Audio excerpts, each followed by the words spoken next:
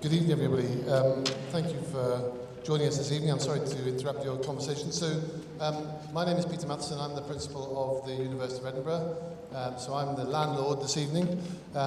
This is McEwen Hall, named after the famous brewing family who made a donation to the university some time ago to pay for this building. It's been refurbished in recent years. I hope you agree it's a magnificent setting. It's where we do our graduation ceremonies. It's also used by the Edinburgh Fringe. I've also attended an edition of Songs of Praise in here, so we do have a number of events here, but it's this evening's venue for the latest iteration of what we call the Edinburgh Futures Conversations. So I'll say a bit more about that in a second. I also want to welcome people listening or attending online or watching a recording in the future, so thank you very much for joining us. We are expecting a few more people to arrive, so there may be some more people still to come, but we're going to make a start. So I have to make a couple of housekeeping remarks, so let me do that first. We're not expecting a fire alarm. If there is an alarm, you should exit into the corridor at the back of the auditorium where there are 5 exits which take you outside. So there's exits marked everywhere. You should exit there and you should go outside the building to an assembly point in Bristow Square, which is the square literally just out there in front of the hall. So please do that. Bathroom facilities, should you need them, are downstairs, which is where you came into the hall. If you came in from that side, we're effectively on the first floor here. And there are 2 accessible bathrooms on this floor to the far right and the far left of the entrance corridor. So if you need to use those facilities, staff will be on hand to guide you. So just a brief comment from me. My main mission is to really say welcome and to introduce Gavin Esler, who I'll do in a second, who's going to be running the event. But just a word or two about why we call them the Edinburgh Futures Conversations and why we think this is a good idea for the University of Edinburgh to be hosting. And this is a revisiting of history. So back in the 1980s, at the time of the Cold War, Professor John Erickson, who was Professor of Politics here at the University of Edinburgh, convened talks between the United States and the then Soviet Union in an effort to bring peace and reconciliation and effectively bring the Cold War to an end. And that was an example of the city of Edinburgh's convening power. We believe that we are a city that can convene difficult or complicated or controversial conversations in a sort of neutral and respected way, building on Scotland's centuries of excellence in education and culture. And we felt that as part of our work around what we're now calling the Edinburgh Futures Institute, which for those of you that know Edinburgh is the building that now is emerging from what was the Edinburgh Royal Infirmary in history and has been refurbished by the university with our partners. And part of that ethos of that institute is to reinvent this convening power, to bring expertise from around the world, either physically or online, to Edinburgh to host discussions and interactions and hopefully research projects and teaching projects around the big issues facing the world. And that convening power is very important to us. And these conversations, the latest of which you're witnessing tonight, have been part of that. We started off doing them online for obvious reasons because of the pandemic. That wasn't our original intention, but we've had a series of successful events, mostly online. And because we've all learned to use technology so effectively, I think the likelihood is that we'll continue to do these things in a hybrid way. But being present is a very important part to us. You will get a chance to ask questions, as indeed will the people online. So this is a reinventing of the Edinburgh Conversations, if you like calling the Edinburgh Futures Conversations. So we want to use this opportunity to host a discussion this evening on leadership. We're particularly grateful to Gavin Esler, who's hosting the event, and to our speakers. The speakers are a mixture of in-person and online. You can see there's only 2 chairs here, so that's for one of our speakers. The other 3, hopefully you can see, or you will be able to see on the screen. So thank you for being here. Gavin Esler is going to host the event. I thought I knew quite a bit about Gavin Esler. He's a face that's very familiar to me from his time working for the BBC and working for a program called Newsnight, but he actually hasn't done that for 10 years. He's done all sorts of interesting things since then, but I learned just now that he's a local, went to school very close to here. So Gavin, you're very suitable for all sorts of reasons to be back here at the University of Edinburgh hosting this event, and I'll pass over to you to introduce our speakers. But thank you everybody for being here this evening.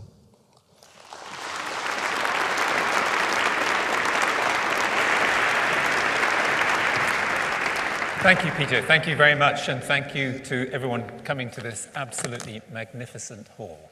I hope that we're going to have a rather interesting conversation between our participants and also to bring you in as an audience. When it comes to offering leadership in what I think we can agree are pretty difficult times, I'm often drawn to a statement by a sometimes underrated British Prime Minister Harold Macmillan, who in the 1960s said, "It would help us to get a little way on the road if we had a clearer idea of where we want to go." So to help us find some clearer ideas, I'm delighted to be joined by thinkers and leaders to plan for to discuss the major leadership challenges of our time, and one of which is that we do seem to have internationally leaders who plan for the next day's headlines rather than for the next generation. And I think that might be one thing that we'll touch on. We may also reflect on the fact that we are in a world where we're all time poor. And so particularly in democracies, there are some leaders who can cut through that in certain ways by entertaining us, amusing us, or just seeming a bit different. But are they actually the leaders that we particularly want in our democracies? And there's also a phenomenon that leaders across the world seem to share, which is the politics of distraction. I can't solve this difficult problem, but look over there, there's something which I will create as a problem to energize you, and maybe we can agree to solve it, or maybe we'll just divide us and it'll make me as a leader feel better about it. So let me introduce our distinguished leadership panel. Maja Göpel is a German political economist and author of Rethinking Our World, An Invitation to Rescue Our Future, and Maja joins us from Potsdam. Alicia Garza is, among many other things, the principal at Black Futures Lab, co-creator of Black Lives Matter, and co-founder of Supermajority. She joins us from Atlanta, Georgia.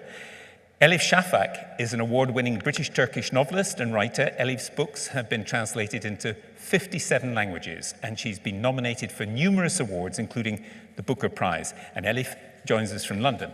And Talat Yaqoob is an award-winning campaigner and consultant who specializes on issues including women's equality, anti-racism, and intersecting inequalities. And our format, as Peter suggested, is the format of a conversation. We'll engage in a discussion, followed by questions from the audience. We'll have, I think, a couple of microphones, and I'll try and get them to you as quickly as possible. We'll also have questions that you can send for those of you who are joining us from home online. There will also be books on sale outside from various authors if you wish to purchase them. So let's start with some opening thoughts on the challenges of leadership in the 2020s, if I may.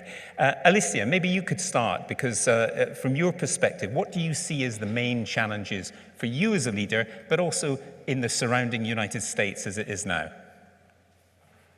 First of all, thank you so much for having me. It's a pleasure to be joining you tonight with such an esteemed group of people. I found myself nodding and shaking my head and being like, 57 languages, you go. Look, I want to start off by just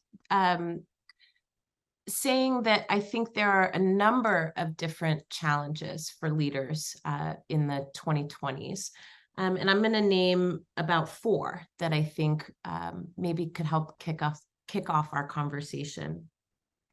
Certainly, we have grappled with what leadership can and needs to look like through the various social movements that we have become a part of, been exposed to, or joined over the last decade. I will say that one of the things that we definitely need to shed as it relates to leadership and leaders is this idea that celebrities and leaders are synonymous with one another. I know here in the United States, there is a fascination with social movements and social movement leaders that really reflects the same fascination that we have with entertainers and, sports players and folks that we see on television who we want to know, what do they wear? What do they eat? Where are they going tonight?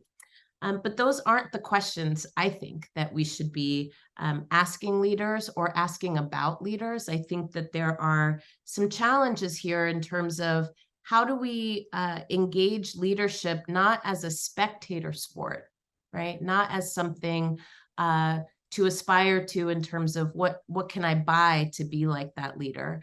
But instead, we should be really interrogating both the impacts, right, of one or many people's leadership, but also we should be interrogating, what are you learning from the position that you're in?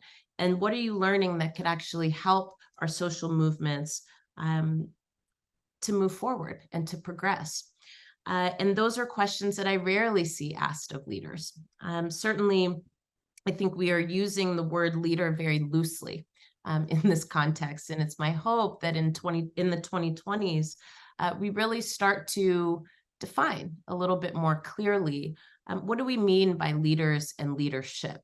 And certainly, we know that leadership doesn't just mean the person in front, but what do we mean? I think what we mean is somebody who is able to, or a group of people, right, that is able to both chart a path forward, but also willing to be led as well. And I don't think that we often talk about the juxtaposition of being in front, per se, and also being at somebody's sides or being behind someone, right? There is a role for leadership in many different positions, depending on the strategy that you are trying to advance. For example, right, leadership in this context might look like, we have, for example, we have a lot of anti-immigrant sentiment that is being expressed here in the United States. And it's not just happening amongst who you think it might typically happen amongst. It's actually happening amongst communities that in other ways are disenfranchised or oppressed or left behind. It's not uncommon these days to hear perhaps, Black folks in the United States say that they want to stop the tide of immigration while we are being left out of many of the same opportunities or access points, right, that migrants in our country are also being left out of. And so a role of a leader in this moment might not be to lead the immigrant rights movement, right? But it might be to actually come and collect your people and have a conversation about what does it mean to be an oppressed person in this country, but then form a hierarchy of oppression, right? How does that work? And is that useful for our long-term struggle? I will also say that in this kind of changing world order that we're experiencing every day, most recently with the devastating conflict that is happening in Israel and Gaza and Palestine right now, that leaders are also having to contend with a changing global reality. And we are having to be clearer. And I'm saying this from the perspective of folks in the United States who tend to just be focused on what's happening in the United States. I do think that leaders in this country are being forced to have more of a global perspective. And I do think that's a good thing. Two more things that I want to offer in terms of what I think we need to be thinking about for leaders and leadership in this moment. Over the last decade, we have seen unprecedented amounts of trauma and grief and rage, and those are coming from multiple sources. But most recently, I would say, a global pandemic, right, that really impacted and impeded our ability to connect in real time in the ways that we had been used to in person, right? Being able to touch somebody, being able to sit with someone in a hospital if they are sick or dying. Those connectivity bonds have been broken and altered in indescribable ways, and it has done something to us as a people. And I think leaders in this moment have to actually be able to utilize a different set of tools that help to acknowledge, digest, right, and direct grief, rage, and trauma in a different way. For some leaders, they use grief, they use trauma, and they use rage to activate people. I would say over and over again that is not sustainable. And I think we're seeing that very much so in this decade. So the question for leaders in this moment is, how do you up the level of connection and empathy amongst people who have had their connectivity broken in ways that we've not experienced in at least a generation? How do you grapple with that? And how do you move people forward in that context? So I'll stop there. I'm excited for this conversation. Alicia, thank you for now. And you touched on many of the themes I think we'll explore, particularly the idea that from migration to coronavirus and so on, there are international problems, but leadership can often be quite partial and setting one group of people against another. And we might get onto that in a moment. Maja, from your perspective, your thoughts on the challenges of leadership in the 2020s. How do you see it now? Oh, thank you. Well, obviously, I would like to mention at first that I've been working a lot as a scientist. So I've been looking at why are we not achieving the kinds of societies that most people say they would live or like to live in. So why do we destroy the planet? Why is there still poverty? Why do we still go in conflict, armed conflict? And so from that point of view, I felt it is important to see where we are at right now. And obviously, it's quite a Eurocentric point of view. So I've been trying to write my most recent work with the goal to reach the ones that are still dominant, but although it's tipping right now in this world, and setting what is development, what is success, what is growth, to name one of the big pole stars that's been guiding this kind of paradigm along which we have been developing and structuring our societies. And from that view, I felt there's three things that unfortunately right now leaders find hard to do, which would be so important for us to be able to anticipate and govern structural change. And one is dare to see, really dare to name where we're at with the model that we've called successful, that we're systematically degrading what in the future we will need to live on. And that connection to being dare to feel human, because all the rescue that we seek for the kinds of problems, making yet more money and using technology. So we think by continuously exchanging what we've been given from the planet with something that we've invented ourselves, that would be a model that can still work, because we can't find the stop button on destroying what we've been given. And so this daring to see that this is not working anymore, and that we've really reached the limits of adapting for more efficiency, to say we have to transform our entire idea of who do we want to be as humans on this planet, and dare to feel human when we think about where is the money going and where is the attention going right now for solving the kinds of problems. So why is AI supposedly going to help us out of this? It's not, unless we give AI a direction that can help support life and living structures. And then the third aspect would be for me, so dare to see, dare to feel, the human bit, and dare to speak up to tyrannies. It's one term that I've borrowed from E.O. Wilson, because I think it really nails it well, to say all the monetization, the way that we are looking at the world, is bringing us to a very sterile point of view. So it's very anonymous now for us to not have to see what's happening when we're investing the money thing that we are invented, and how strong those are power relationships with which we're governing the world. But it is called something like investing or return on investment and making a profit. And it seems like it is a good commodity or good cooperation facilitation mechanism, but it's become not that anymore. And so living in a new era of plutocracy means that the money of tyranny, or the language of tyranny, is where the things are really happening on the ground, is allowing for this to be hidden far too much. And one of the examples that we've been highlighting in some of the work I've been done on political engagement was to say, how can we project on the grain trade centers in Chicago, for example, what is the impact when you're making a lot of bucks from speculating on grains for other people in other parts of the world, because they can't afford any access to staple foods anymore. So this really dare to speak up to something that's become a language that is not helping us to see what's happening behind.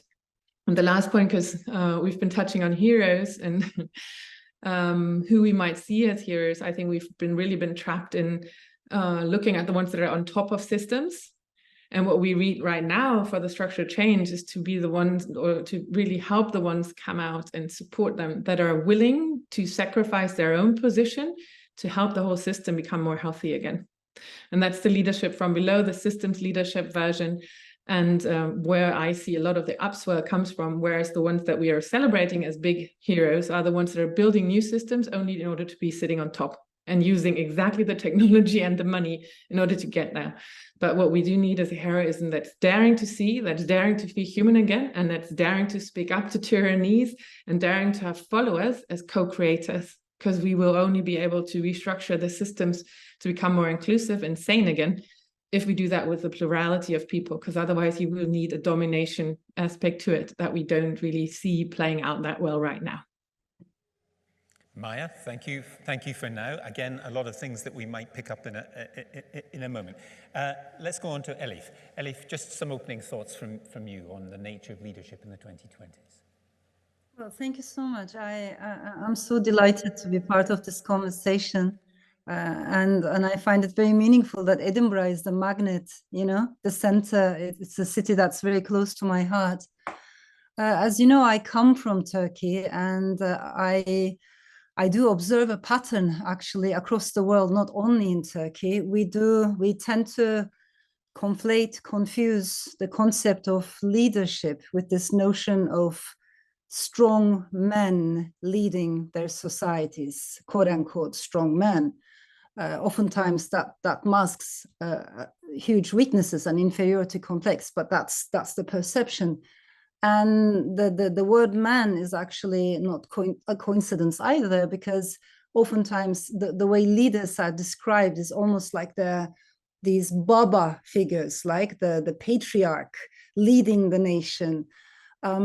But this is not a coincidence, because I think we need to talk about the age we're living in. In many ways, I think we are in an age of anxiety, angst, frustration, fear, disappointment, and confusion as well, and also pessimism and growing inequalities.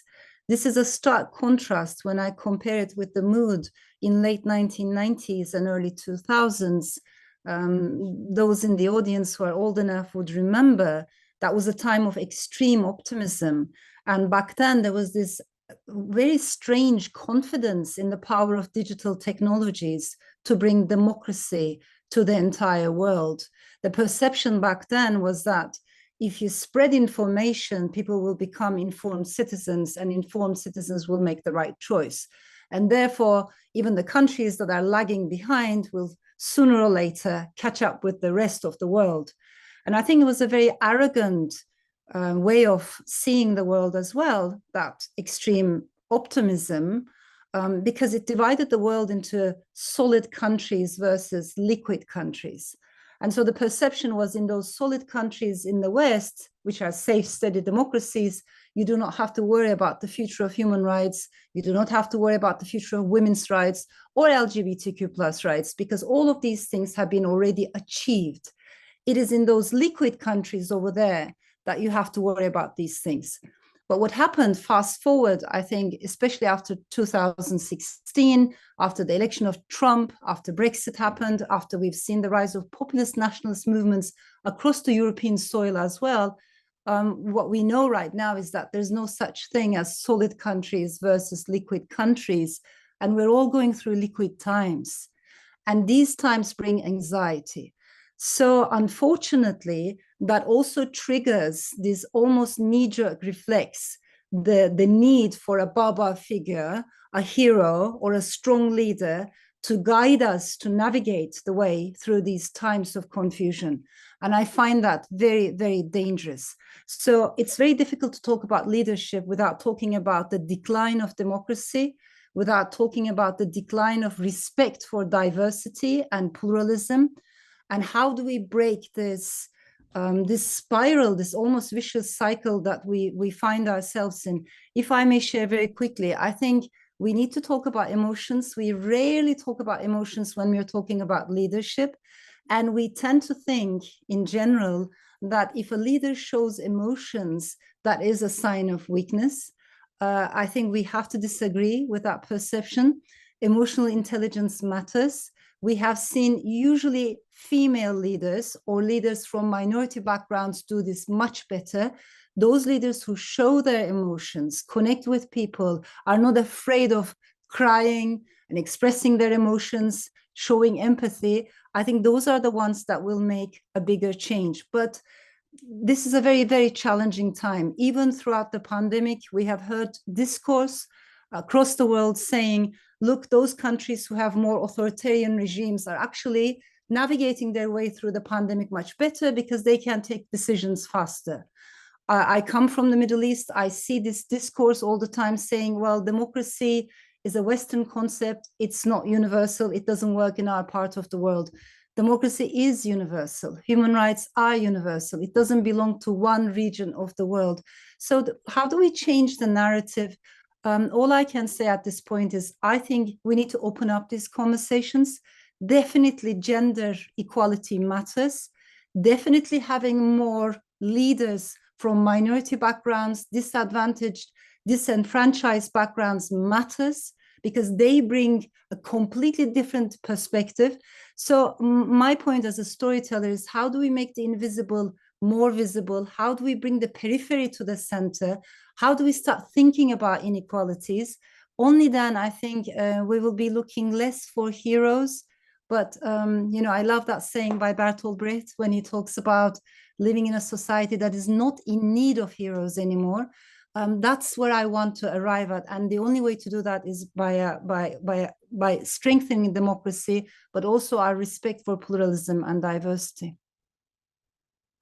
I'm going to just pick up one point there. I was fascinated what you said about authoritarian leaders in two ways. I was going to pick it up. One was, isn't it very different from 30 years ago where we talked of the unipolar world, the triumph of democracy? There was only one kind of system, which was a sort of democratic system. And you're right that since COVID particularly, but with other things too, there has been a sense that, authoritarian leaders get things done. And I happened to mention this to a British diplomat friend of mine. He said, yes, but you may see from Eastern Europe that an authoritarian leader can get things done, but it may be a completely disastrous thing for quite a lot of people. So we might come back to that kind of style of leadership in a moment. But I want to bring in Talat finally for just some opening thoughts. Talat. Yes, thank you. And I hope people in the room don't feel like they've got too much of a raw deal by just having me on the stage. So thank you for staying. I appreciate that. So I've been nodding furiously at what's been said, and conversations like this often go well when you can think of something controversial to say, so I'll throw it in just so that there's some disagreement in the room as well. But largely, I very much agree with what's been said there. And actually, when I think about leadership, a lot of the work that I've done is about campaigning for better politics, campaigning for equality within Scotland and beyond. And I wanted to pick up on some points about representation and the reality being that actually whilst we want to see, I certainly want to see more women in positions of power. I want to see underrepresented groups no longer be underrepresented.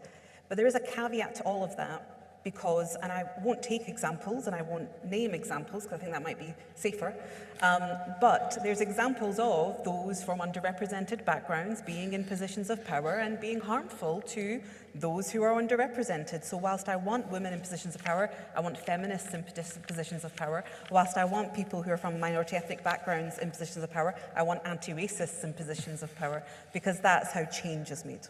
So that's the first thing. In terms of what leadership means to me, I think what we have a very patriarchal view of what leadership is, and often when women get into those positions of power, we want them to take on masculine qualities of what leadership are, which is not usually what's needed or what's called for in that space or time. So there's a real lack of respect for alternative methods of leadership, alternative routes of leadership. So we need to really tackle that culture that we have that pushes leadership to be a historical, outdated mode of leadership. I would say that one of the things that I find quite difficult when we talk about leadership, particularly in a Eurocentric way, is that we are quite, particularly across the UK of late, in the last decade certainly, more interested in creating our own version of something than learning from those who have potentially done it before and done it better. And I mean particularly looking to the global south for better answers than what we might have. So there's a humility required by leaders to be able to look for those places that you have ignored that actually have better answers to some of the problems that we are facing, particularly, for example, around climate action.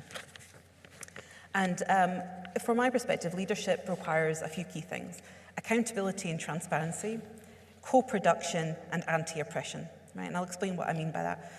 Accountability, leadership can't happen if there's not an accessible, open, public route of accountability of that leadership, no matter who it is, no matter how well it might appear on the surface or democratic.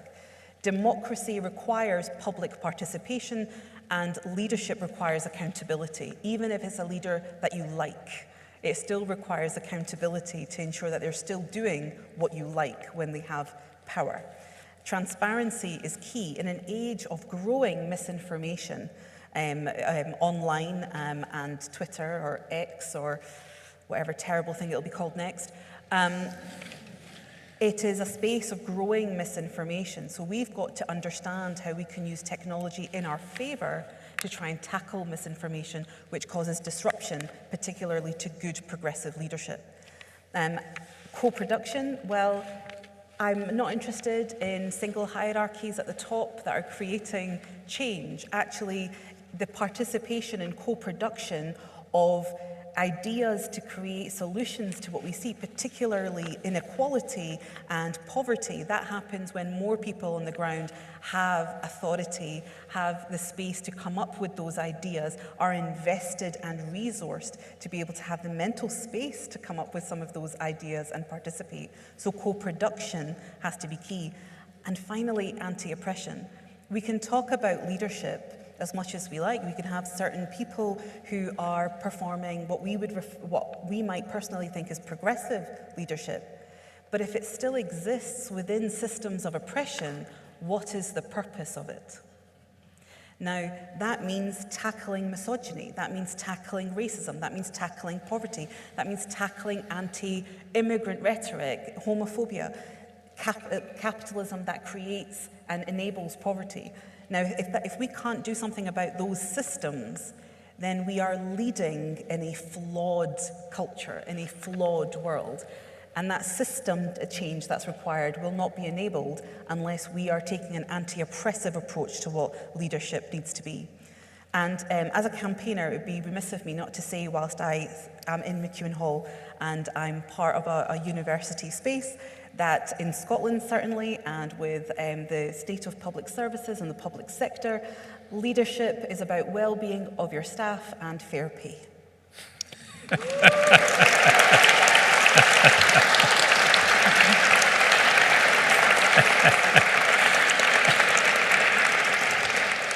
Negotiations will begin when we conclude this discussion. There's a lot of themes there, but just can I try and pull a couple together? Where is the place of facts and expertise in leadership? When, in fact, you've all nodded to it in different ways. Maybe again, begin with Maja. Celebrity leaders seem to ignore some basic facts about migration, which is your policy doesn't work, just building a wall or sending back the boats doesn't actually work, or climate change, what you're doing is maybe working at the edges, but is not what's necessary. So where do you think, Maja, is the place of facts and expertise and frankly, universities in all this? No, thank you. I'm trying to rope in some of the things that were said. And I feel, because what we try to do with the Scientists for Future movement is to up the notion that facts matter, especially in natural sciences, where you have more facts than maybe social sciences, where there's more contingency, more patterns, and it's very historically bound, what seems convincing, and there's a huge importance to cultural differences, etc. But to start speaking up ourselves in the public discourse, when we noticed how political leaders were dismissing what the Fridays for Future movement, so the young people in the streets, were actually pushing out and about, and the leaders came back saying, oh, but that's too radical, what you're proposing. And we said, no, literally, they read our reports and only become radical because you procrastinated for so long. And then it's uncomfortable for you. So I think there's this one thing about the short-termism. When we think about it, because Talat, you mentioned the systems view, and I think that's super important. When we start understanding system dynamics in complex systems, we see how much longer you wait is going to just accelerate the malaise, and then it's going to make everything feel very frantic if you still want to respond to it. Or you're anticipating and you're preparing well, and you start early, and then it's not going to be as terrible. But we are not doing that because we have the short-termism that you all mentioned in the introduction already, built into the way that we look at success of the kinds of leaders we've voted in. So I think it is also a question of how do we talk about democracy and successful democracy that we've been engaging on right now with the media, to say, can you help us get out of the way that you report about democratic leadership as something that is determined or judged by the polls every Sunday? Do people like this person better or that person better, this or that? And then you come into leaving the facts away, and just finding the punchline that works, and then becomes very effective, and the emotional overriding of things becomes ever more important, also driving us into more and more feeling of misunderstanding each other, not being able to find consensus or at least compromise anymore, which obviously is necessary, the willingness to find compromise to move ahead jointly for democracies to work. And so how do we get out of some of those short-termism drivers? So there is this complete wrong framing of a very personalized story about leadership in democracies even, which is weird, because unless you have followers and many people that tell you how the things that you decide are going to be able to be implemented, and how do you ask the people that are the implementers in everyday life early on before you make rules and laws? That's exactly how we would talk about a systems approach to governing. And we've not seen that in Corona. There were this huge debates between inoculation strategy or not inoculation strategy, et cetera, but talking with the nurses, the doctors, the pharmacists, et cetera, that would have to roll it out before you go for a strategy would be really cool, before you say it's actually a functioning strategy. And then to allow ourselves to learn from the rolling out of strategies, which is again made possible by the idea that opposition is then successful when they can tell the country that the current government is going to ruin the country. And then you've been successful as an opposition leader, rather than saying, I might throw in here and there some caveats or some amendments, and we're allowed to learn from experimenting, especially in crisis situations. It's an experimentation. And then to ask of a government to say, you have to tell us exactly how the strategy unfolds, and we're going to hold you accountable on the second percentage point after the full numbers, et cetera, if it's worked out, and then you're successful. The whole way that we're looking at it, that you could manage it like a machine, and only if you did that exactly the way that you said it could happen, is not going to work in complex systems.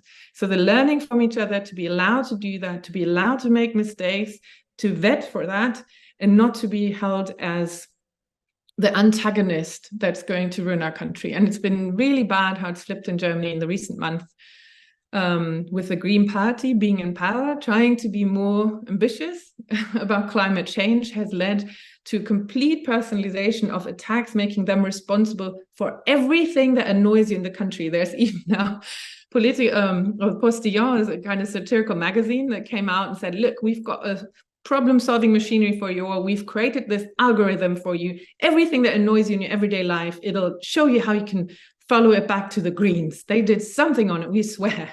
And so they've really, really stigmatized one party group.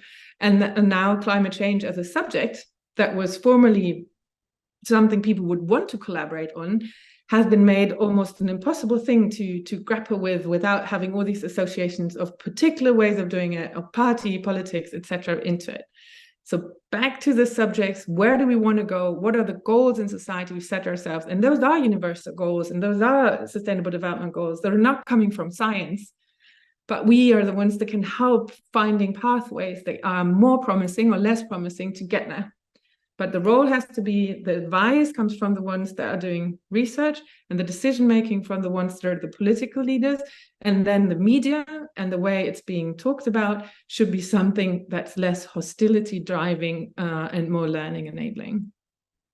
Maybe I could bring Alicia in on this too, because you were the one who talked about celebrity leadership. And one of the things I've noticed in years of talking with politicians, Alicia, is that leaders cannot admit mistakes, and they cannot admit that they don't know the answer to problems. And in fact, there was one in a long history of interviewing leaders, I can only think of one, I'll spare his blushes, who said, I don't know the answer to that question, because most leaders always pretend that they know the answer because they're frightened that somebody like me, as an interviewer, will say, what do you mean you don't know? You're the Prime Minister. So, Alicia, maybe you could take up some of those thoughts about, in terms of how leaders perhaps could admit mistakes, and whether celebrity leadership has meant that that's actually impossible. It's been impossible in the United States, and therefore, if you as a leader in the United States say something which is patently false, you may have to stick to it because that's what's expected of you, and that is what has happened in the past 4 or 5 years. Well, I think it's layered here, right? So let's first start off by talking about which leaders. The inability to acknowledge that you don't know or that you made a mistake, right? I think, to Elif's point, is something that we see not just amongst celebrity leaders, but I do actually think that this is a characteristic of what I would call patriarchal leadership. Women who lead have to acknowledge a whole range of things all the time. And I don't want to be stereotypical here. Certainly not all women do that, or not all men do that. But I do think that there is a, what's the word I'm looking for here? There are a set of characteristics that I think show up over and over again that really have a lot to do with how leaders have to project strength and what kind of strength they have to project. I think when you look at women leaders or leaders who are not men, folks are asked different questions, right? And judged along different axes. And so in some ways, we have to demonstrate that we do have the expertise, that we belong in that seat, that we, right? So we're constantly coming at it from the other perspective. And so I appreciate what you're saying here in terms of, what is that about? And I honestly think it's about some of the leadership characteristics that we have come to valorize without perhaps interrogating, why do we think we need that? So much of leadership in this across the globe, right, is really predicated upon projecting power and keeping power, right, and amassing more power. And I think, depending upon where you're looking at leaders or for leadership, there are different aims that different leaders have, right? And so that's the thing that I would offer here. The other piece, though, that I think is really fascinating in terms of the celebrity leadership piece is that, if we're being honest, at least in my country, I mean, one of the reasons that, leaders like,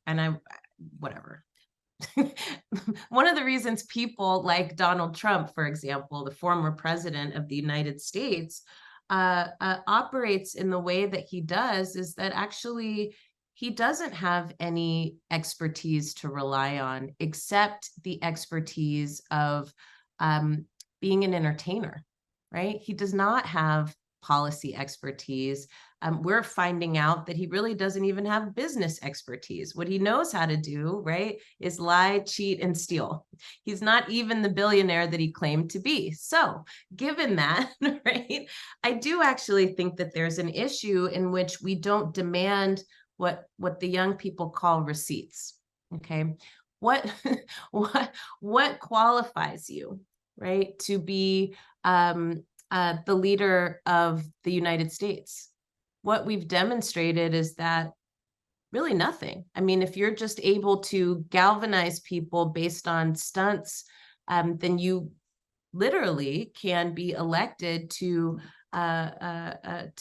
lead the quote unquote free world. One thing I will offer here is that I do feel very strongly this question about what we're trying to build and what is the role of leadership and leaders inside of what we're trying to build. I think we have to be a little bit more careful here. So one, there is a piece for me about, what is the expertise that your leadership is being based on? And I'm appreciative of the comment earlier in terms of like being mindful to not just rest ourselves in a Eurocentric kind of vision of leaders and leadership. And, right, I think when we talk about participation, I think when we talk about transparency, I think when we talk about accountability, I think we have to kind of interrogate a little bit. What are we asking people? What is the basis upon which accountability rests? Which I would say is about relationship. And if accountability rests on relationship, then that means people vouch for you. They vouch for your knowledge, your wisdom, your expertise, and also the things that you're bringing to the table to be in that position of leadership. Maybe not in and of yourself, but maybe alongside a bunch of other people. I'm offering this because I think sometimes the notion of accountability can fall vapid, right? So I have had people ask me to be accountable for a thing, but we're not in relationship to each other. And so I'm pushing us to think a little bit more about, in the democracy that we want, right? What does it mean to be accountable and to have transparency? And I think that also kind of leads to this piece for me about participation and implementation. I am somebody who looks at celebrity leaders in this country and says, wow, because you have a lack of expertise, because you have a lack of a foundation upon which you have been placed in this position, you've also created a whole mess, right? A whole mess that now everybody else is responsible for figuring out how we get out of it. I actually think that form follows function for me.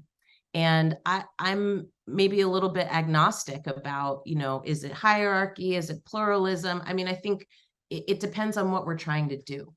And unfortunately, we have systems that are so static, right? That they place one person at the top. You might have a couple people underneath, and then everybody else is just expected to wink, nod, or raise their hand and say yay or nay.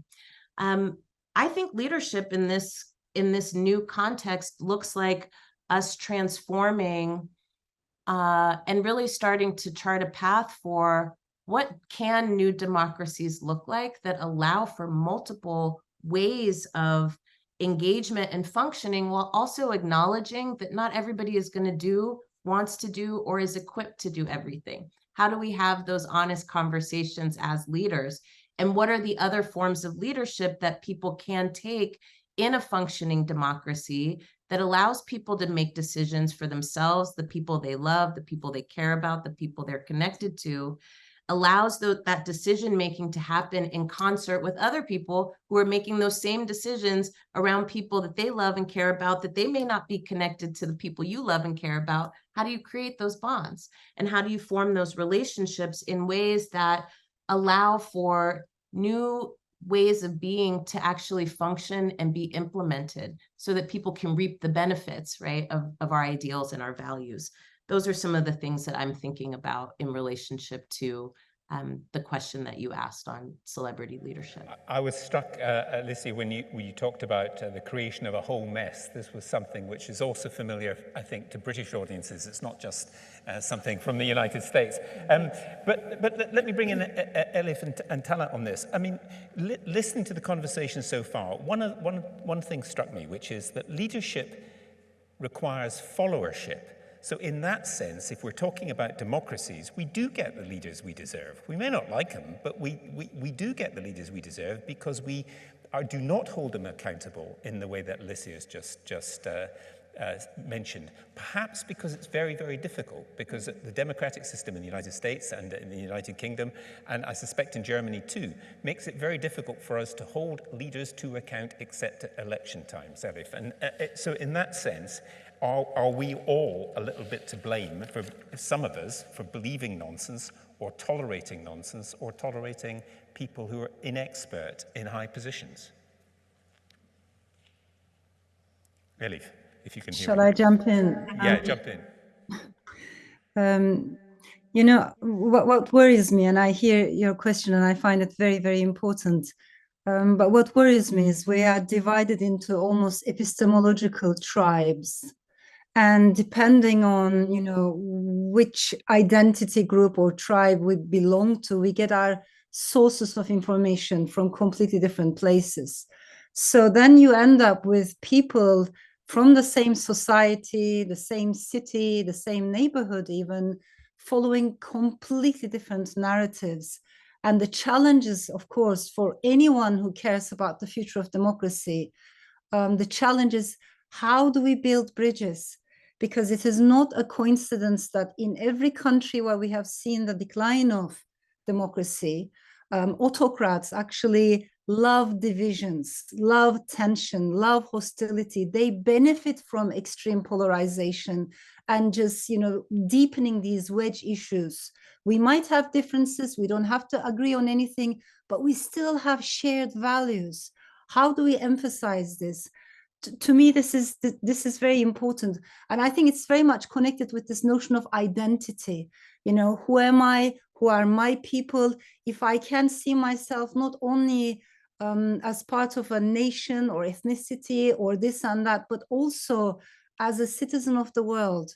In the UK, we have seen this concept of being a citizen of the world being belittled, underestimated again and again, especially when the Brexit debates were going on. You know, as if you're a citizen of the world, then you have no care for anything whatsoever. Why can't we think of identity in terms of, rather than singular identities, more in terms of like concentric circles, a bit more fluid, a bit more like ripples in the water? Of course, where I come from, my ancestors, all of that is very, very important. But at the same time, I want to think of myself, you know, from the Balkans, from the Middle East. I want to call myself European. I want to call myself British. I want to call myself, you know, a citizen of humankind. So if I can have multiple circles of identity or multiple belongings, then actually it becomes easier to have these conversations across periphery, you know, across boundaries, borders of identity. If I may very quickly add this, I think one other thing that worries me is when we become atomized people, it's easier for those so-called, you know, autocrats or bad leaders to get away with everything, and accountability to diminish. So we have to have conversations all the time. These public spaces, public engagement is very important. I think we've entered an age in which we cannot be single issue people. Like if we care about climate crisis, then we care about gender inequality. In every place where we have seen displacement due to accelerating climate crisis, it's usually women and children who suffer the biggest consequences in the short run right away. But then if we care about gender inequality, we have to care about racial inequality. If we care about that, we have to care about regional inequality and so on. So I think we have to connect the dots. And the only way to do that is via engagement. We have to be part of the conversation, not top down, but bottom up, more diverse, more inclusive conversations. Only then I think change is possible. Talat, thank you very much, Elif, because you've raised a number of really big issues there. One was epistemological tribes, and autocrats love divisions and wedge issues. It's not just autocrats, actually. It's people who may have an autocratic bent, but they operate within democratic systems, who like to do that. That's why I was suggesting, look over there, there's an issue over there. I mean, how dangerous do you think that is in maintaining the leader's position, but not actually solving problems? I think it's one of the most dangerous aspects of democracy that we have currently. The way in which debates, not even debates, but just narratives, policy making, particularly around asylum seekers and migration, have existed within the UK is illustrative again and again of the demonization of a small group of people to distract from the realities of bad policy making in the UK. Individuals are othered, individuals are, we are encouraged to be divided and hate certain groups, rather than to see that actually the enemy, for want of a better word, is the system and those enabled by the system and those who are currently in positions of power and wealth. We're encouraged not to see commonality between groups, because I can assure you that somebody who is white and working class in Scotland has a lot more in common with the asylum seeker who has just arrived on the shores of the UK who has nothing to. There is much more in common there than there is between the working class and the, now I think, a multi-millionaire cabinet that we have in the UK government, right? There's much more in common with those groups than there are from those who are within power. But power is maintained if there is not collectivism on the ground. If we are not a collective, then the wrong kind of power remains in power. So for me, one of the things that actually matters most is opportunities to come together and create dialogue and engage and campaign together. Political education and the space and time and resource for political education and campaigning of more people on the ground is absolutely required. You know, you mentioned there that are we to blame for we get the leaders that we vote for, we get the leaders that we deserve. Well, I mean, we're due in a general election, so I'm not sure that's true.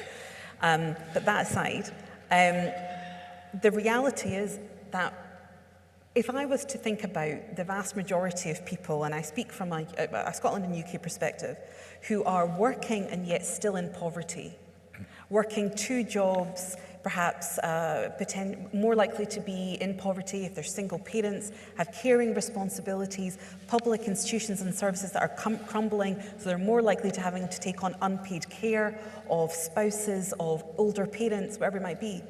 When is that person meant to get the time or mental space to go through an incredibly archaic democratic process that is unreachable and inaccessible to hold people to account?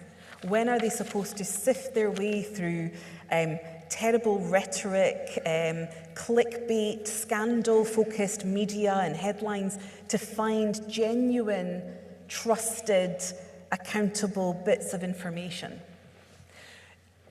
Poverty and inequality is maintained purposefully to keep some people in positions of power.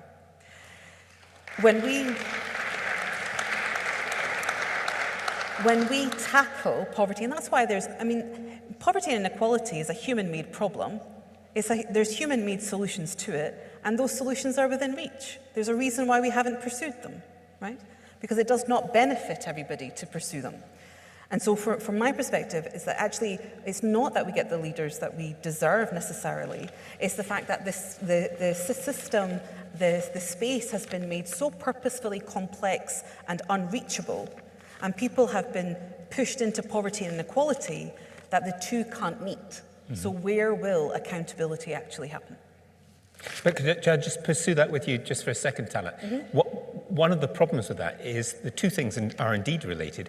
We're all a bit time poor. And Neil Kinnock used to say, most people have more important things to do than worry about politics. They're worrying about putting food on the table and the daily job. And therefore, the politics of division, which can be very simplistic, cuts through. And therefore, the person who is seeing the migrant coming to take their jobs myth will either fall for it or be turned off politics completely. It's a very difficult, what I'm saying is I think you're right, but it's a very difficult sell for all of us to spend more time sifting through the information and saying this is rubbish or this is factual. But I think a better sell, and the sell that those of us who are looking for a progressive future, who are looking for equality, are looking for a more collective base, the better sell is about accountability. The better sell is you are in a position of power and you have the privilege of being in public life and having having that status. You're a public servant.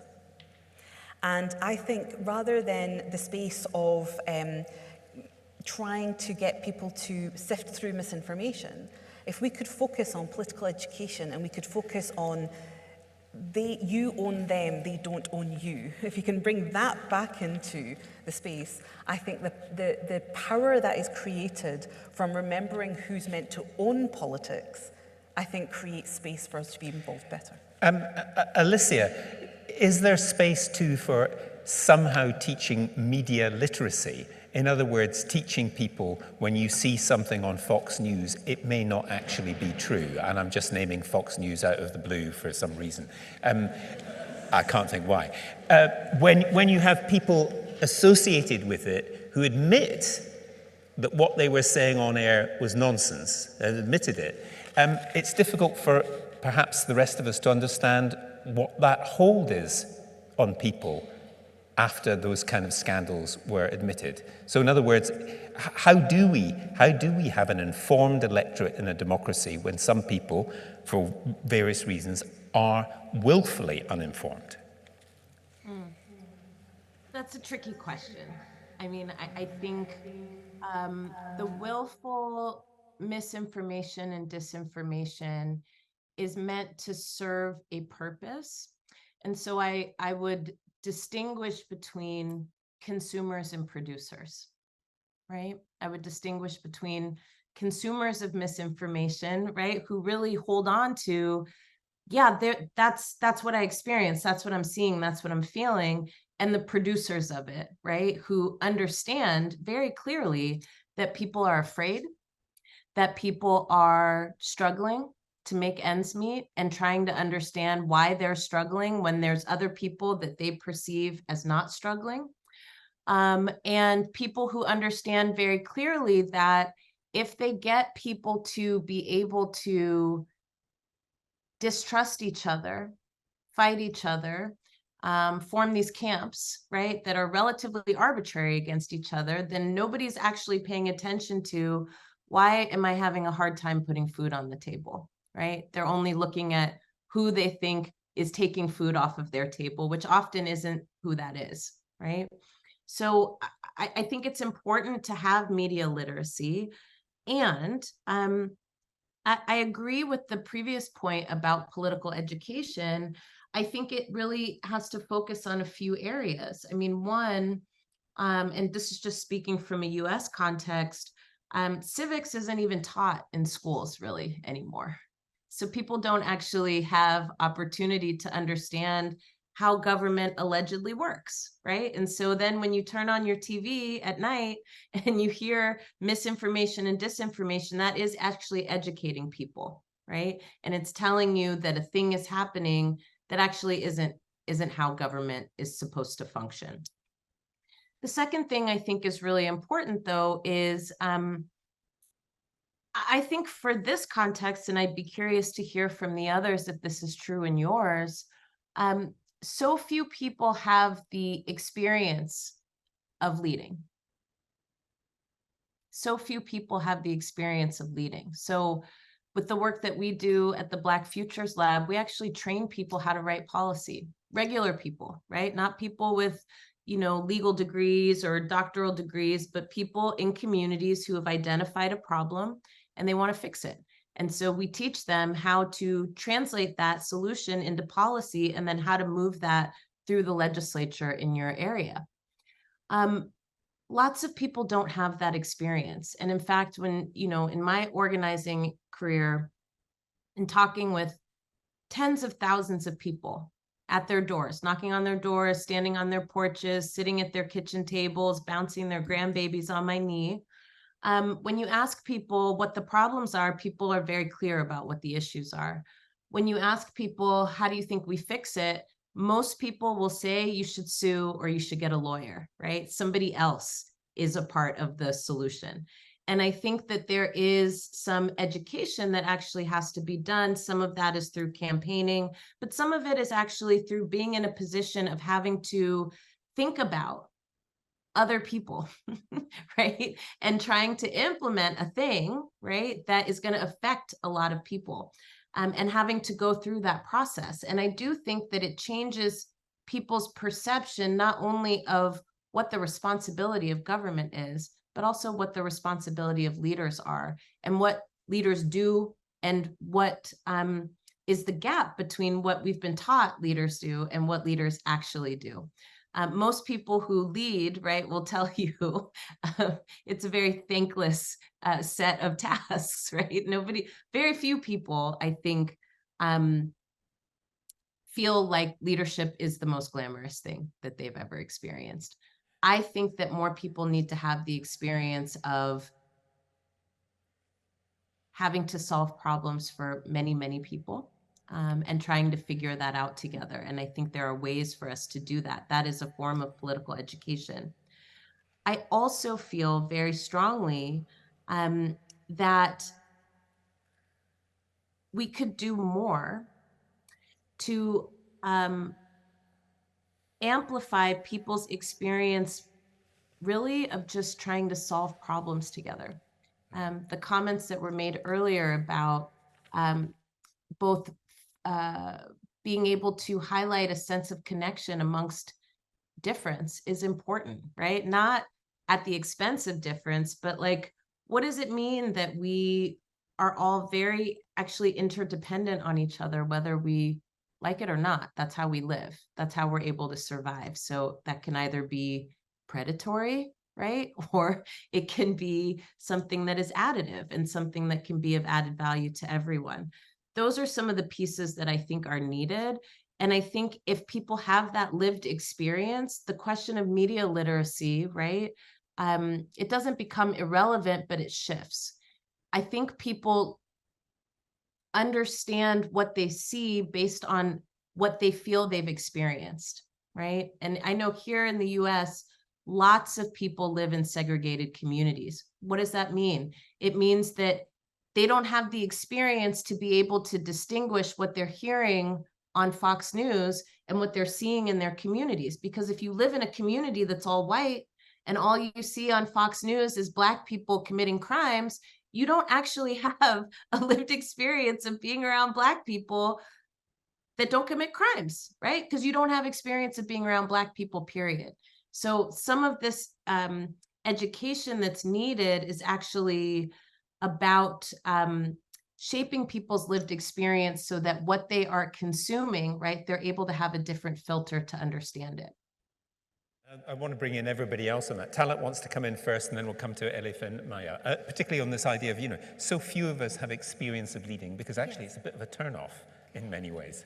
So yes and no, unhelpfully. So I think I completely agree with, I absolutely believe that there should be more people who, in a UK context, understand the political system, understand what consultation responses are, how to actually hold that to account, engaging, who have the kind of policy influencing, writing policy experience, because actually that is how good policy is then made. It's how fit for purpose policy is made.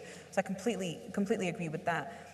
The part that I think is, I think slightly differently on, is whilst not everybody has the opportunity to lead in some ways, actually most people are doing some kind of leadership. They're not calling it that, and we're not referring to it as that. So I had the privilege of doing a piece of research just in the first year and a half of COVID-19 really hitting. And it was an assessment and an inquiry into how communities came together to often fill gaps where state could not or did not during that time.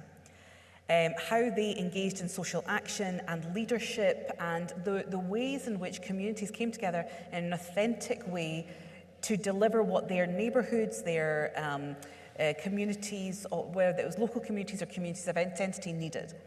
That was leadership. Mm-hmm. And what I saw from that was authentic leadership delivering what was actually needed in a way that was fit for purpose for that community. Now, that is what, in my view, is more of the leadership that's required. And so I do think that actually people have got quite sophisticated understandings or experiences of leadership. It's just those experiences are not given parity of esteem, are not respected for the leadership that it actually is. We are still looking at the top-down type of leadership, which I actually think we need less of. I need much more of that social action, the collective action. And what I will say, and I was thinking a lot about the pandemic when I was asked to be on this panel, and really thinking about how many of the lessons we said we'd remember and we have immediately forgotten.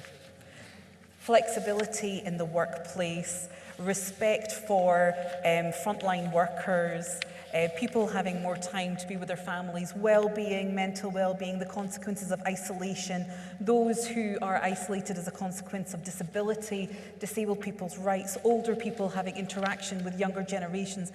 There are so many things we said we would do. Right? There was leadership happening, and I think we actually need to think about the first year and a half of COVID. What was happening, what was enabled as a consequence of a global pandemic, for example, taking people who were sleeping on the streets into safety. Those lessons, for me, leadership was happening there that was pushed to be innovative and pushed to have to make quick decisions to create change and difference. I'd like to see us remember some of that leadership. Elif, on that big point about essentially too few of us have experience of leading. And also Talat's other point, which I think is a very interesting one, that if you get a group of people together, as we've got about 700 or 800 people here, and had a divisive issue, I suspect we would come to some kind of conclusion about what we would do about it, because in a town hall meeting, people do like to try and solve problems. But perhaps our political system is a turn-off because it is often so hostile. I mean, do you see that that is part of the problem?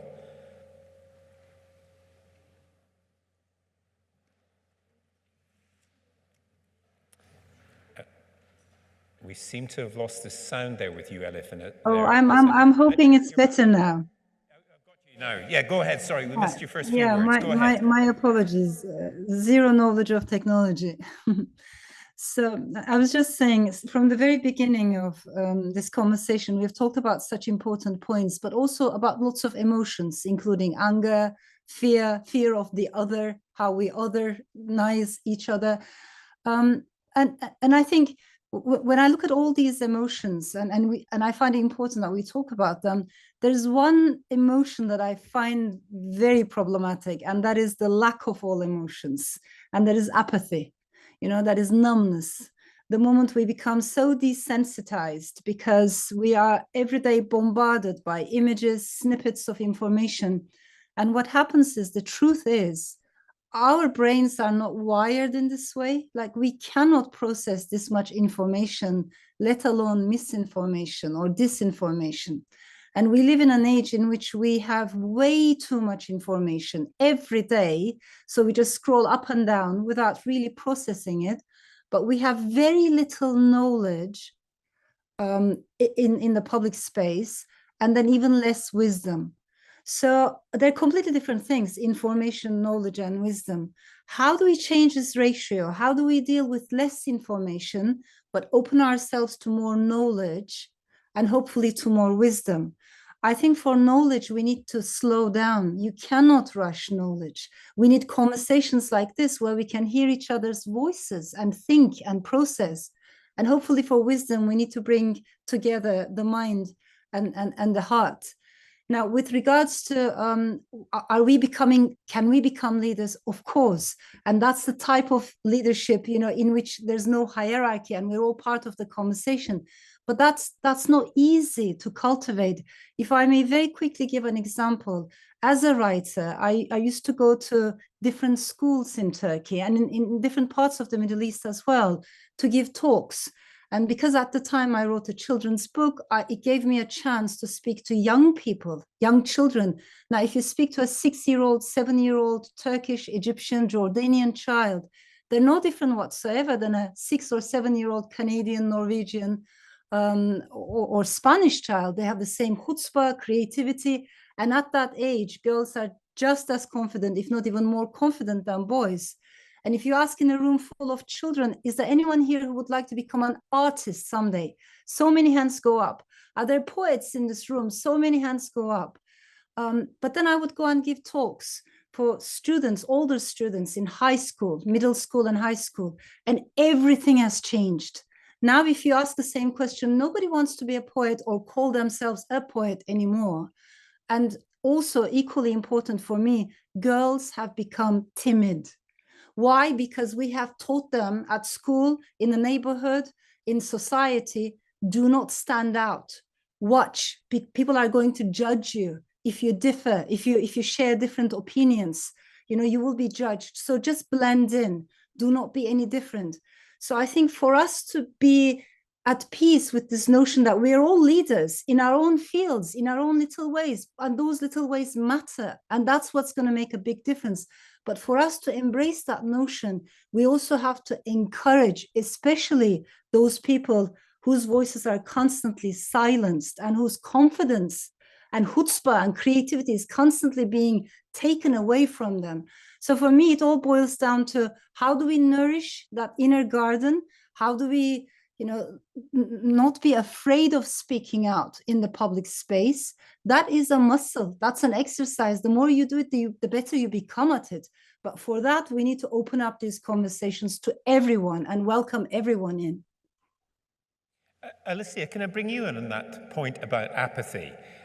One of the things, some recent research I was doing suggests that news avoidance is huge in 3 countries in particular: the United States, the United Kingdom, and Brazil. By news avoidance, I mean there are many among us who just think, I can't do anything about this. I'm just going to turn off. I'm literally going to do a bit of scrolling about, you know, funny recipes on TikTok or what, people dancing around or whatever, but I'm not actually going to pay attention to the things that are really important in my life because it makes me so miserable. Is that a problem, and is that the core of apathy, or do you not find that because of some of the things that you've been standing up for in recent years? Yeah. Well, I think it reflects what I said earlier, which is that lots of people, while they may exercise leadership in various areas of their life, don't see themselves as a critical component to being a part of the solution. And they don't see themselves that way because they think that the people who solve problems are professionalized, right? I think when we talk about apathy, because here in the States, lots of times when people talk about Black communities, they say, oh, Black people aren't going to vote, and that's a problem, and Black people are going to cost us our democracy because they're not going to vote. Black people actually vote at really high rates. And Black people vote, even though time and time again, we get thrown under the bus by democracy. And the reason for that, right? The reason that Black people who have a whole bunch of other things to be doing stop what they're doing to go vote is twofold. One, we understand the experience of not being able to, right? And number two, because we have an insatiable hope, right? That we can actually reshape what this democracy looks like and feels like. I'm saying all this because I think the question of apathy, I would answer it by saying it depends. There are things that people want to tune out and drown out. Donald Trump is something that people want to tune out and drown out, right? This endless cyclical nature of how we present news, right, is something that people want to tune out and drown out because, in some part, it seems like things are not solvable or fixable, right? Or there's nothing that I'm going to do that's going to impact that. But that doesn't mean that people are apathetic about what is going on in their world. It very simply means that the things that they see on TV may or may not reflect, right, what's going on in their immediate reality. So the way that we try to bridge that as it relates to civic action, right, is we go directly into communities that we're rooted in, right? And talk with people, not about the stuff we care about, but about the stuff that they care about, right? And we listen a lot. And one of the things that we hear most frequently is nobody ever comes here to talk to me about politics, ever. I've never had a conversation at my door about politics. Why? Because people assume, both, I guess, on the left and the right, that we don't have an interest in politics. We have a lot of interest in politics because those are the rules that are shaping our lives every day. We feel it very deeply. The question is, do we have any power to shape or shift it?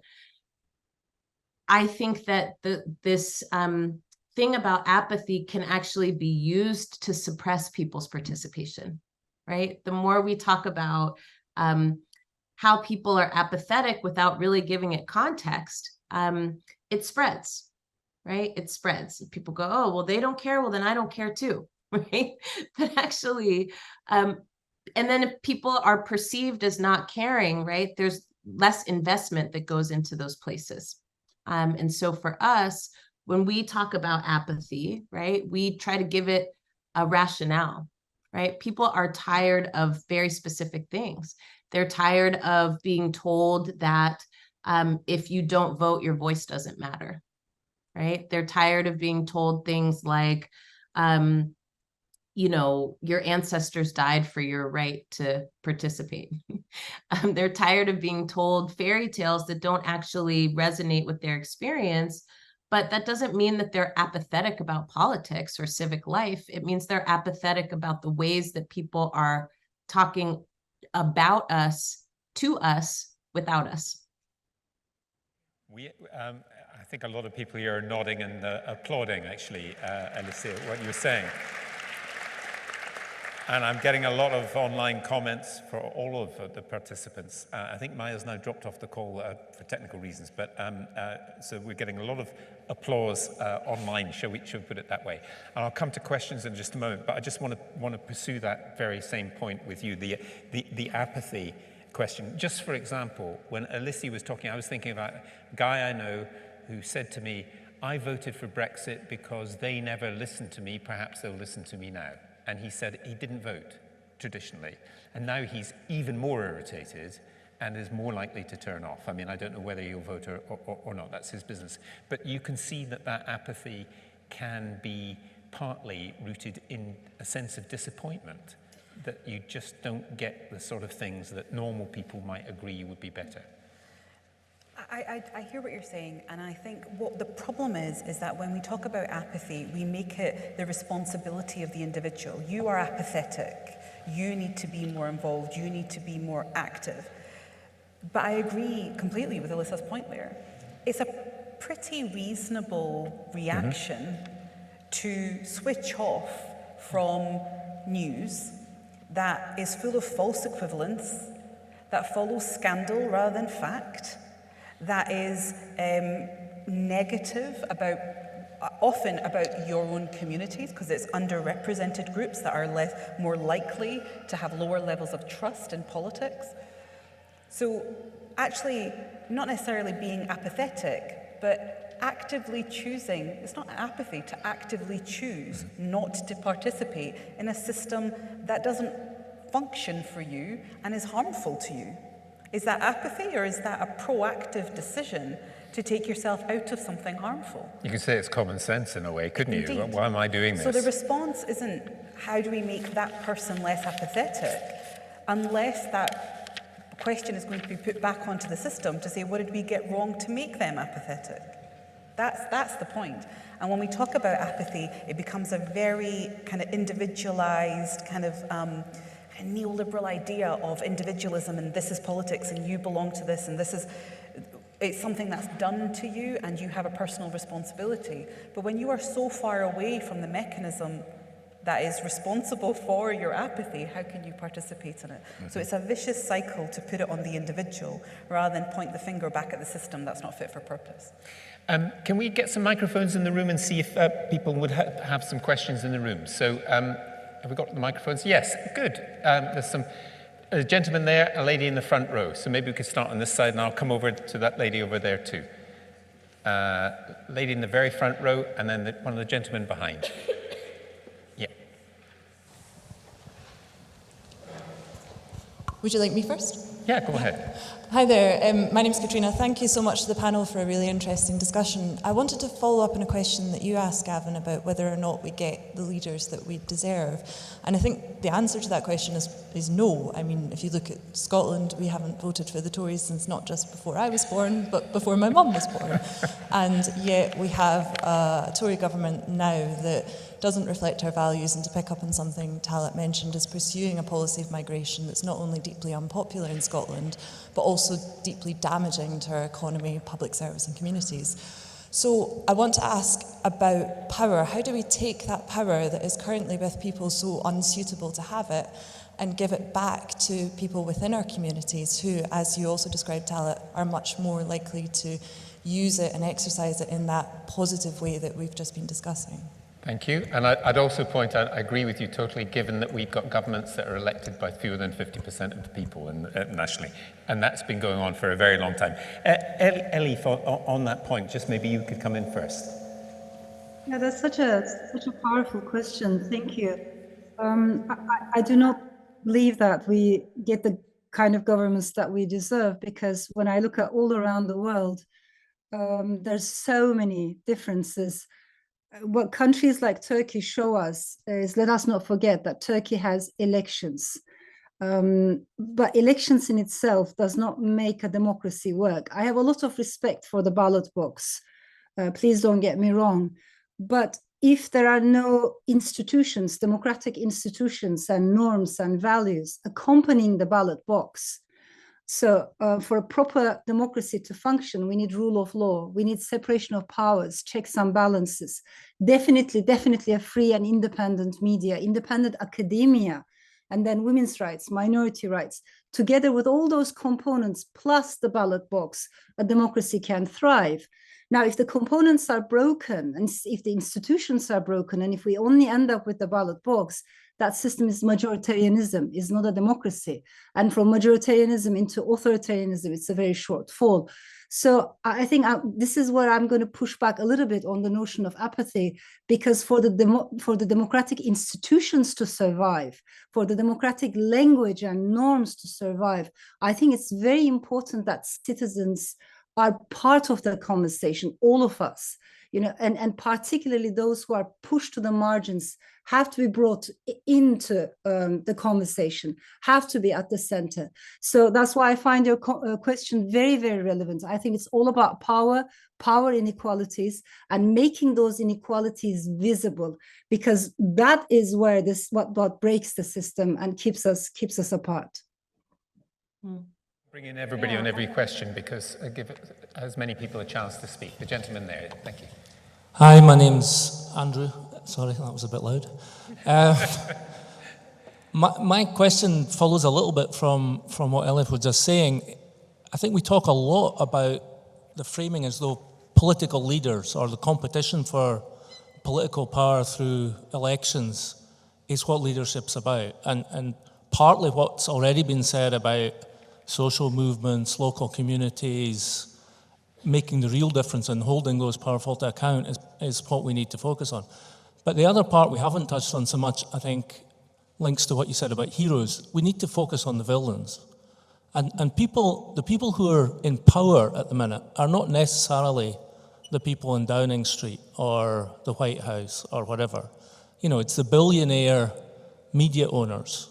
It's the oil companies. It's the people who are making money out of destroying our planet, or out of the arms industries, etc., or investing in places like Sudan or Saudi Arabia or wherever.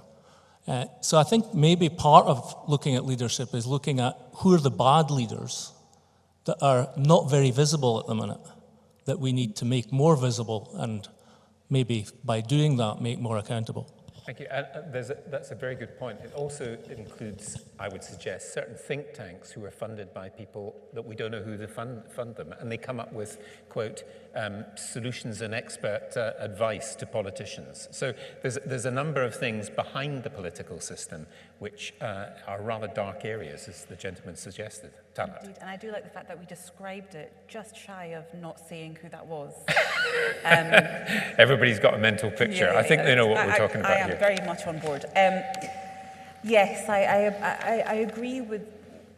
So if we think politics is opaque, if we follow the money and that's in positions of power to beyond politics, that's even more opaque, So yes, I think that focusing on bad leaders might help us to be able to talk about what leadership needs to change.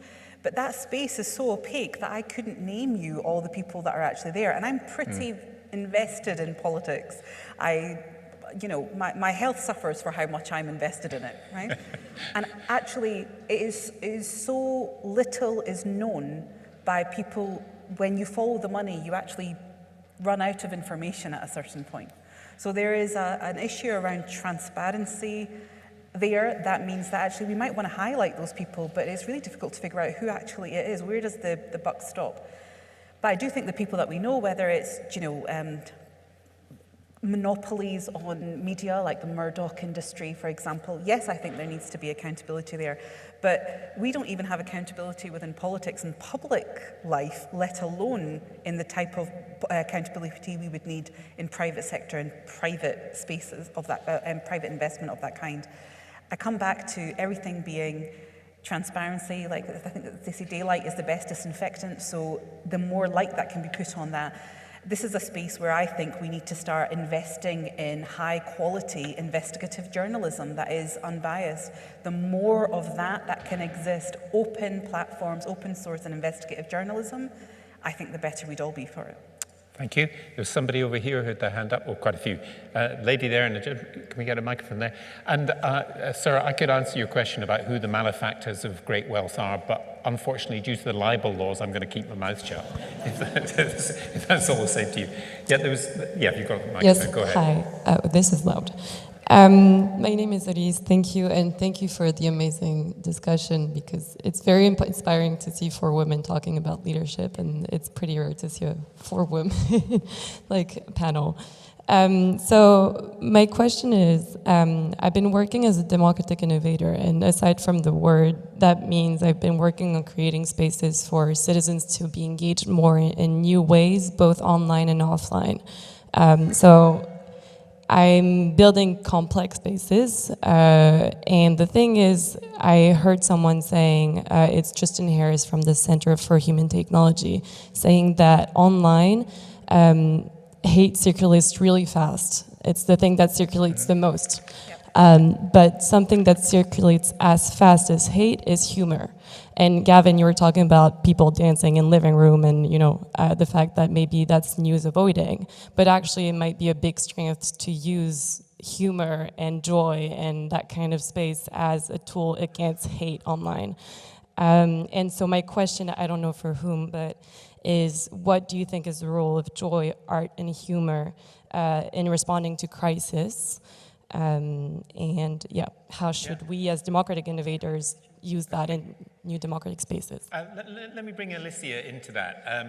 Humor and the way in which we communicate with each other about this. I suspect that actually some of the comedians who poke fun at politicians do more to enliven our political system with some of their humor than perhaps traditional politics. I just wonder what you thought, Alicia. I have so many thoughts. Thank you for the question. I mean, the first piece of it is, I think that the role of joy is to help keep people in a fight that's not always joyful. And so, how we make people feel about being a part of a movement for social change really matters. And if the way that we're making people feel is that it's always a slog and that it's always real serious and, we're dressing each other up and down about different ways that we interpret a thing or different ways that we want to approach a thing, people won't stay. They won't stay. People make choices about where they spend their time. And if the environment that you're creating, even though it's not always going to be lovely, has space for laughter and camaraderie and joy and pop culture and all the things that seem really mundane, but where people find a little piece of dignity every day, then they're going to stay and they're going to stick around. So I think it's really, really important. And one of my sustainability strategies as a leader has been, if I don't have 3 really good, deep belly laughs a day, I'm doing something really wrong. Right? I take my work very seriously, but I also try to find space, time, and energy for humor and for joy and for laughter and making sure that my cheeks hurt at least once a day, because that's how we get through all the difficult things. I do want to say one thing about the last 2 questions that I think is really important. there's a conversation that's happening about, how we make change, how we change the leaders, how we change what's happening in politics. And I think we have to be really careful of kind of separating what's happening in government and what's happening in social movements. And I'm not sure if it's an intentional thing, but there's a siloing that's happening, right? Around, okay, well, that's the place where they make the laws, right? And that's the place where the politicians interact and engage. And this is the place where the people are. I actually think there has to be a merging. There has to be some kind of connection or relationship. I mean, the things that we want to impact, right, require a lot, but one of the things that they require is that we change the rules and that we somehow figure out how to become the people who make the rules. And I think that this is a conversation that is very uncomfortable for social movements because rightfully so, we are deeply critical about power. But I think we have to interrogate, do we want power? What kind of power do we want? What kind of power is actually going to change the conditions that we're in? And I would argue it's not sufficient to say that having better relationships with each other is going to change the rules that are shaping people's lives. And I'm not saying that anybody is saying that right now, but I think it is a question that leaders have to grapple with and that movements have to grapple with, and people who want to change what's happening in our world have to grapple with. Power in and of itself is not corrupt. The way that people practice power is rife with corruption. But that doesn't mean, right, that we shouldn't seek power. We should seek to transform how power operates, but we shouldn't leave power on the side of the road for the sake of the fact that there are people everywhere that are abusing it, right? So I feel the urge to say that because I also remember there was a point of time in my life, in my activism, where what was happening in government felt so corrupt to me that I wanted nothing to do with it. But actually, everything that is happening in government is shaping people's lives, whether we like it or not. And we can't afford to kind of let it function the way it does while we build the other thing we're trying to build. My greatest teachers and mentors have said, you have to deal with what is just as much as you are dealing with what you want to be. And so for the question of like, how do we do that, right? I think it starts with a real interrogation of what kind of power are we trying to build and what might that look like? And how might we put ourselves in positions that can at least counter, right? If not create new ways of being power. Let me bring in one of the questions that have come in online from our many viewers around the world, and I've seen where some of them come from, and I can tell you they are coming in from around the world. This question, I'll give it to Elif actually. Before we mention leadership and young people, we need to engage them. Too often, and I take this is quite a young person, my peers are just not engaged. They're uninterested or possess a lack of personal room in their heads to be engaged and subsequently, therefore, to be a leader. How do we change it for young people, Elif? Do you have any thoughts and ideas about that? Yes, I appreciate the question.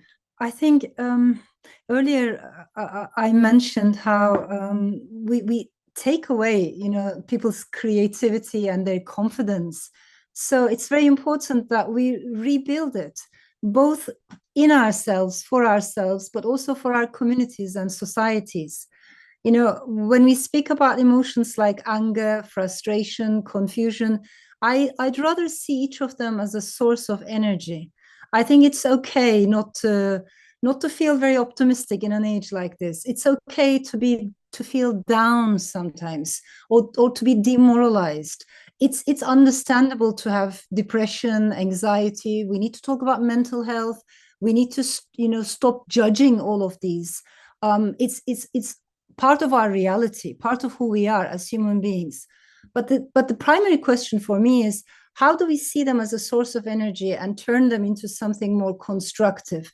And the only way to do that is, I agree with Alicia, is by converging these two worlds, rather than keeping us outside of power and seeing power as like Kafkaesque, this castle that can never be reached.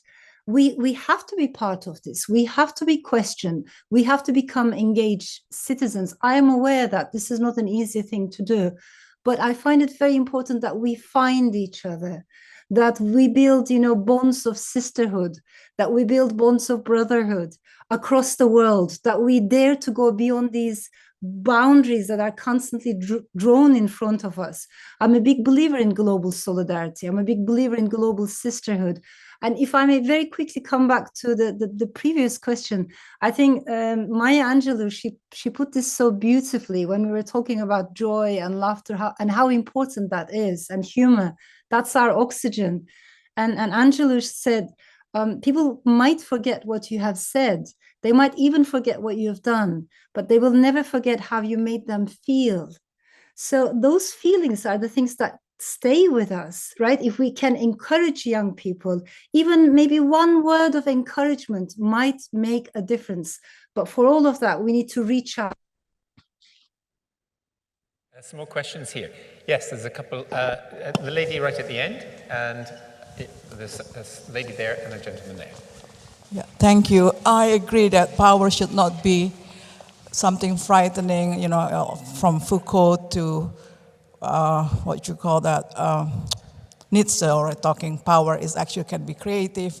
And the leaders is supposed to be, in my opinion, which is I'd like to ask your question, should be having this feeling of vulnerability, because it's open, it's exposed, and the word of leader is to lead, by example, I suppose, not just by narrative. From this country, I noticed, like, for instance, how many UK prime minister coming from different campus except from Oxbridge, for instance.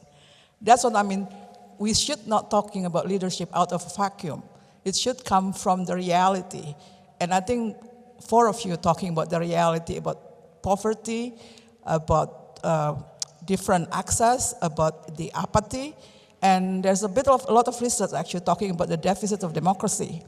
So it is to be, Maja is not here, but I think she's talking about very important, to dare to say, to dare to speak up. Unless we actually articulate what is the major problem, not only about the climate change, but also different asymmetrical power, and how we're going to address, what is the roadmap to it. Not kind of patriarchal, hierarchical, but alternative leadership. I think we need another session for this to have something tangible. Thank you. Thank you. And let me take a couple more questions just so we can, the lady there and then the gentleman behind. Thank you. My name is Ishbel. I've really enjoyed the conversation tonight. What I've been hearing is a rejection of traditional leadership, which is rooted in a place of fear and creates barriers and seeks disconnect, and a desire for leadership of compassionate relationships, which seeks connection and understanding. I just wonder who in the panel have seen examples of where that leadership has itself made that change, and what has enabled that we can learn from that. And if we can't think of many examples, what does that say about our desire for a more progressive future? That's a very good question. And gentleman there, and then I'll come to Talat first. Gentleman just behind. Thank you. Good evening. David Hood from the Edinburgh Institute. This is just the Edinburgh Institute. It's only the meagre one, not the one that's got any futures written into it. He says it modestly. It was just following up from the question earlier about Scottish democracy and the lack of it, and the fact that you can change, not only change the system, but take yourself away from a system that doesn't work, which is apparently and immediately very oppressive. Do you think in terms, I mean, we've got the Nordics and all the rest of it to show us some examples, but do you think in this day and age, and I take the point that was made earlier, that you have to work within a system and out with the system to change things. But do you think, as Woody Allen would say, tradition is the illusion of permanence, and I would say tradition is the illusion of performance. Nowadays we can actually we can amass a lot of people together around overnight almost on Facebook or whatever. You can set up a group. Do you think we're still beholden to a traditional way where position is more important than experience and actually demonstrating by, through what you do rather than where you are? Do you think there's a route to changing it out with the norm? Thank you. I'll come to Talat on those questions. Is there a model? Also, I happen to know, I'm a bore for statistics, 30 out of 57 prime ministers went to one university, which was Oxford, and 20 out of 57 went to one school, which was Eton. So that comes into tradition. So is there a better model, and are we, I'm paraphrasing, but are we somewhat stuck in the ways of our traditions, which don't allow us to change very easily? Talat. Nice, easy questions, thank you. So in your question about do I have examples of this, I don't have enough examples of it, right? That is the problem, okay? I don't have enough examples of it, particularly not examples where I would name somebody and it's somebody that you would recognize. But I can name you examples within communities. I can name you examples of the youth worker that has supported young people who are in the care system and transformed lives, and that is leadership. I can name you the women of colour who have created their own food bank of culturally appropriate food for those people who are living in poverty in their areas. I can name you exceptional leadership, but too often it is invisible because it does not get the spotlight, it does not get the time, it does not get the resource it deserves, right? In terms of, can I name you some leadership that you might know of, I'm a little bit cautious of this, and I'll tell you why, because often what we see is really great leadership, because I want to name Jacinda Ardern a little bit here, because we did see a slightly different type of leadership when we saw her response to the Christchurch attack, the way in which she responded with the community, how she responded with the public during COVID, and the idea of having a more conversational style and an emotional style, feeling style, like Elif was talking about in terms of being given permission to have emotion. But I always do that with a bit of a caveat, because when you are not in the nation and you don't know the politics, and you don't know the details of what's actually happening and who is being oppressed and what's the outcome of policy, there's a big caveat on who you use as a poster child for this. So there's a little bit of carefulness in that from me. But what I would certainly say is, yes, I know those leaders, but they're not known household names because they are doing it not within the system that gets spotlight or resource. And therein lies the problem. And sorry, I was going to say Sanna Amarin in Finland may fall into the same category, because I don't speak Finnish, but I talk to people who do and say the same things, but would have perhaps the same caveats as you do. Absolutely, absolutely. Especially when we talk about inequality. If I was to talk to you about Indigenous communities in New Zealand and what they're responding to within those governments, would they see her in the same light? So I think it's just that there's a caveat to all of that. And the question about tradition, sometimes I look at the way in which we do politics and so the kind of pomp and farce that a lot of whether we talk about the House of Lords, whether we talk about Westminster, whether we're talking about the Scottish Parliament, which will be 25 years old next year, and yes, I can give you examples of where it could be more radical. One of the things that I say, and I say repeatedly, is one of the traditions we've adopted in Scotland is that we are a little bit, there's a Scottish exceptionalism in terms of the pursuit of tackling inequality and radical, bold policy. And I look at that and I think, I'm not really interested in being better than our nearest neighbour. I'm not looking for the lowest common denominator. I'm looking for global leadership and best practice. So there's a traditionalism that we want to reject, whether it is the Eton, I have no interest in future Eton prime ministers or having to go to a particular set of universities. But actually, if you look at who comes to the Scottish Parliament, the vast majority are from St Andrews, Glasgow and Edinburgh University. So there's traditions that within 25 years, next year, of the Scottish Parliament, we have adopted. And it's our responsibility to continuously keep ourselves in check and reject those too. Thank you. We've only got a few minutes left. Maybe I can ask both Elif first and then Alicia, just if you've got in a couple of minutes each, any models or anybody in particular in your mind that you think is somebody we should think of as somebody whose leadership is at least interesting, exciting, different, and better, perhaps. Elif, what do you think?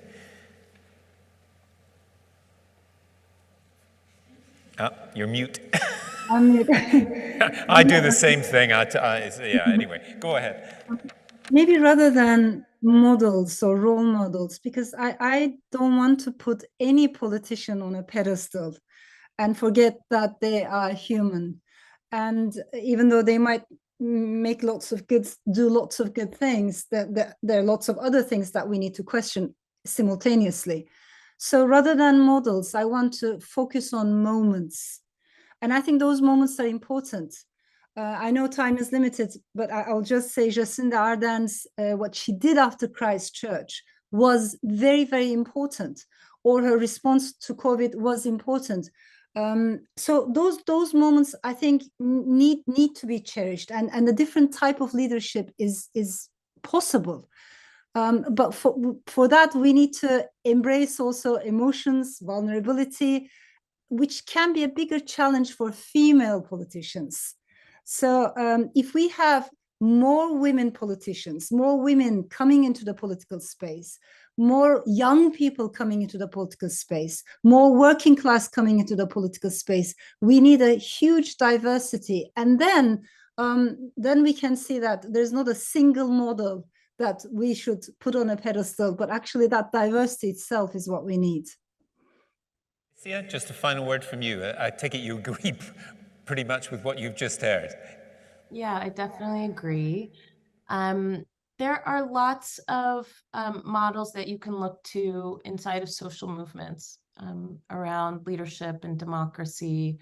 The National Domestic Workers Alliance, I think, is an excellent model for how it is that you exercise the leadership of women of color and immigrant women and Black women together in a multiracial form, where domestic workers themselves are in leadership at every level of the organization, internally and externally, shaping laws, shaping policies, lobbying and advocating for new rules to reshape an industry that is basically completely unregulated, right? And then practicing those democratic ideals inside of an organization that is not just US based, right? But that has ties across the globe. That is one example of many that I think exist, where we are seeing some of the seeds of what's possible with leadership and leaders. Thank you, Elif, Maja, Alicia, and Talat I thought was an inspiring and very, very interesting conversation, which I hope we may continue in different forums. I'm going to say thank you very much and introduce Professor Chris Speed, Director of Edinburgh Futures Institute, to say a few words of thanks on behalf of the university. Chris. Thank you. Well, look, yes. Thank you. Thank you, panel.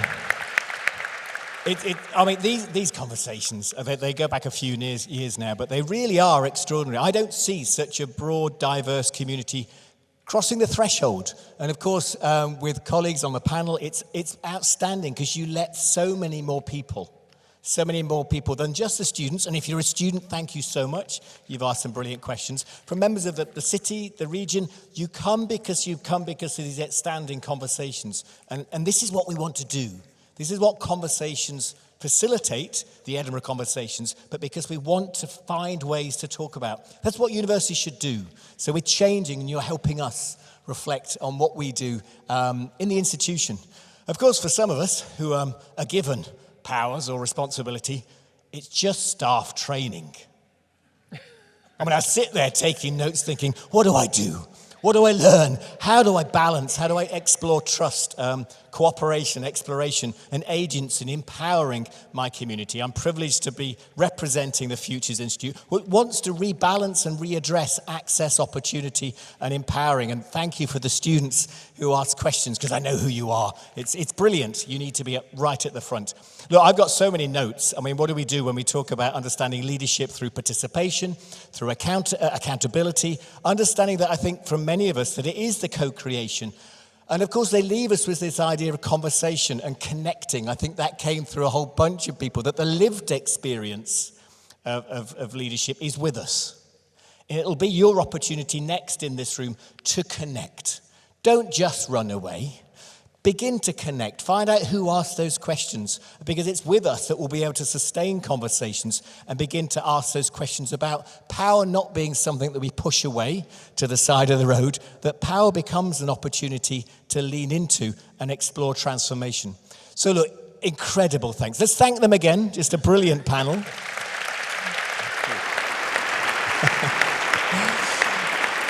I'm going to ask you... because you asked them, so thank you for coming. Thank you. So a round of applause for you, because you came to extend the conversation. Some great questions from people here. And I, as perhaps working in a big team, look, there's a whole bunch of people, you know where you are, Yanis, Alice, so on and so forth. There are great people behind the scenes that I need to represent, because they're stakeholders. They do this to make it happen. So thank you. If you're in the scenes, you laid the cable, you held the microphone. So please give them a round of applause.